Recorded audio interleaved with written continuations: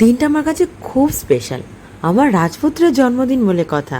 সকাল থেকে এত ব্যস্ত ছিলাম যে সারাদিন না নিজের দিকে তাকাবার 1 মিনিটও সময় পাইনি। ঘড়িতে সময় সন্ধ্যে 6:30, প্রায় 6:45 কাছাকাছি। ঘর অন্ধকার করে সাজতে বসেছি। ভাবা যায় যে একটা মেয়ে তার ছেলের জন্মদিনে সাজছে, তাও ঘর দেখতে গেলে কিন্তু শ্লোকের একার জন্মদিন নয়, আমারও জন্মদিন। মা হিসাবে এই দিনকে প্রথম জীবনে অনেকগুলো ভালো দিনের মধ্যে না এই দিনটা। অনেক প্ল্যান প্রোগ্রাম সবই করে রেখেছিলাম, কিন্তু ওই যে সময় যে কারোর হাতে থাকে না বাঁধা। এটা হচ্ছে আমার আজকের আউটফিট, আমার শ্লোকের বার্থডের আউটফিট। কিন্তু যার জন্মদিন সে এই যে আমার রাজপুত্র তার সাঙ্গপাঙ্গগুলোকে নিয়ে ঘুম দিচ্ছে, ভাবা যায়। বহু যুগ পর এরকম সেজে গুজে কোনো তাড়াহুড়ো নেই, ফটো তুলছি। যার জন্মদিন সেই তো ঘুমাচ্ছে, তাহলে কাকে নিয়ে সেলিব্রেশনটা করবো বলো? জীবনে প্রত্যেকটা বছর, প্রত্যেকটা দিন অপেক্ষা করব এই দিনটার জন্য।